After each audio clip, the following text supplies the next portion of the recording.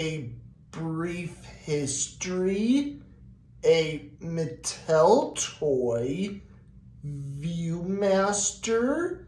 The Viewmaster was first introduced at the New York World's Fair, 1939 to 1940, made by Sawyer's Photo Services, originally intended as an educational device for adults.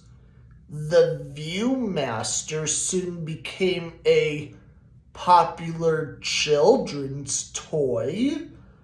Who remembers having a Viewmaster toy from your childhood?